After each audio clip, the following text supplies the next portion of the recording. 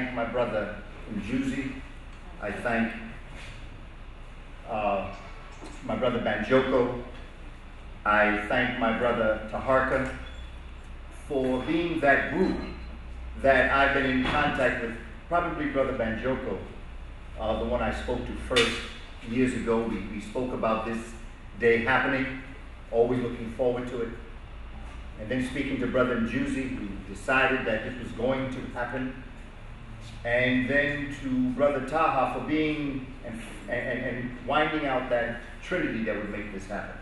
So I'm really appreciative for them and for their work to get me down here.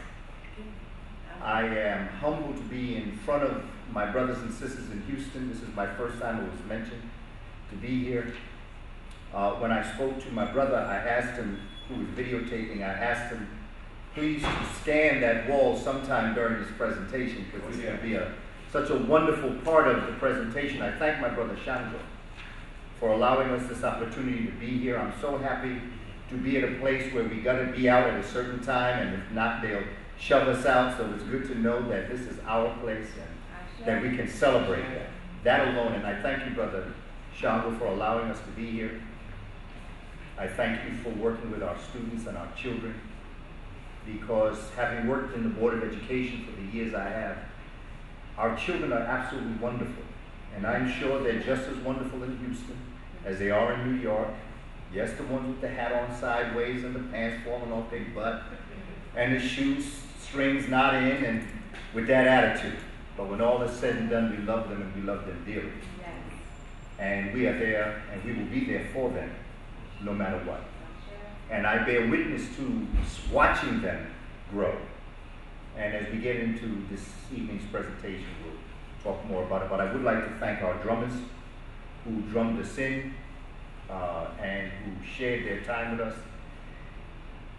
And I thank you for taking time out of your Saturday to be here with us to share this kind of opportunity. We have a bit of work to do, but it ain't over till we win.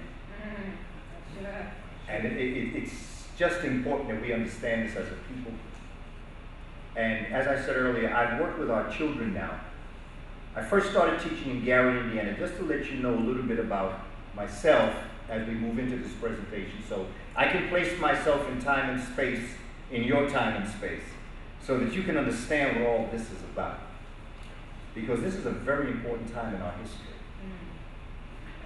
And as someone who is a historian and who has worked with people such as Professor John Henry Clark and Asa Hilliard and Naeem Akbar and Dr. Ben, and having grown up watching Professor John Henry Clark, and just in general being in history, one of the things I realize is that sometimes, as an African people, we have no problem understanding this, and our sisters definitely don't have a problem understanding this. But, prophets are not psychics. They're just good historians. Because if you know what happened in the past, you can analyze your present. And if you analyze your present without what Dr. Leonard Jeffries says, the paralysis in the analysis,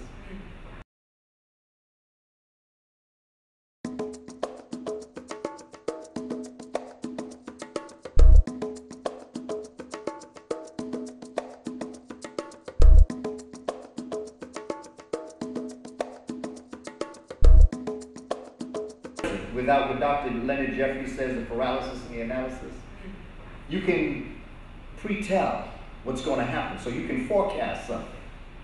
People, and then when it happens, everybody thinks that there's something special about you, that through mumbo jumbo or hocus pocus, this information has come to you, when it really hasn't. All it is you're a good historian, because you know what happened in the past.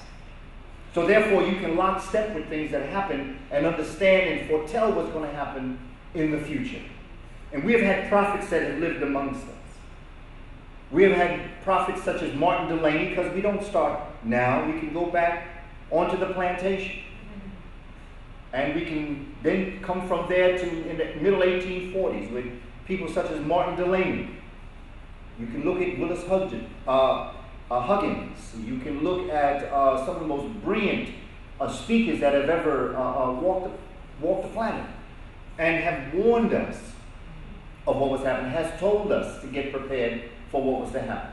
They may not have been able to tell you when, but they were just telling us to prepare. And what they really were doing is that they were telling us it may not happen in your particular historical lifetime, but it's going to happen. All you got to do is keep on keeping on.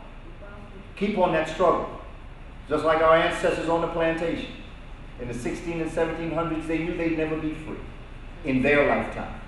But they knew if they kept the struggle going, somebody would be free. We are their dream. We are what they saw in the 1800s and the 1700s when they saw their freedom, or what was to be free, because, you know, freedom ain't free. There's a price to pay for freedom. And Malcolm said the price of freedom is death. But the price of freedom is also life and consciousness. And to know who you are and what you've done and where you've come from.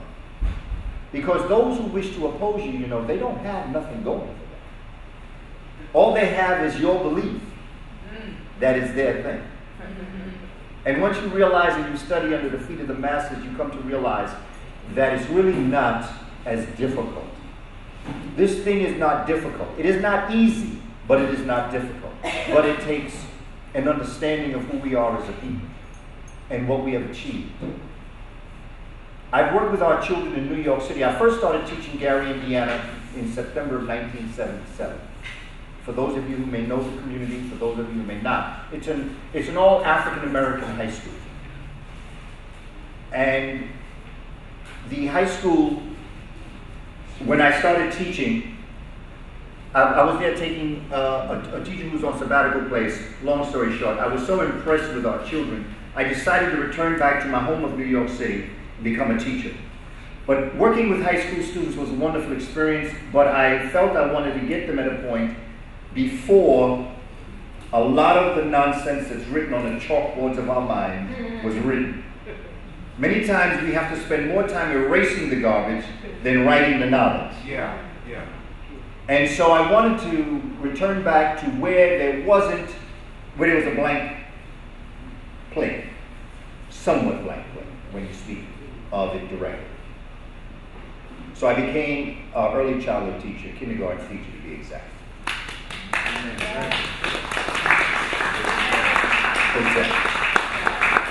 And it was such a wonderful experience to be around 5-year-olds. Yeah. If you ever want to know about yourself, Brother Shango and others who are around children, you know what I'm saying. You ever want to know about yourself, really?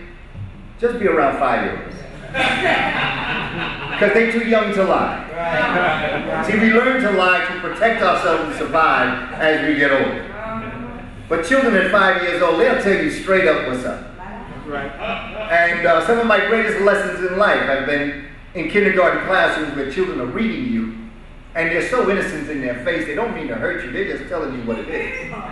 And so being around 5-year-olds gave me an opportunity to do a number of things which I think are some of my advantages to the work that I'm doing today. Amen. Because you got to break things down to their, what might be called the common denominator. That's right. Things in mathematics and in science and in social studies and language arts and all the subjects we teach, you cannot walk in assuming that they are conscious of it.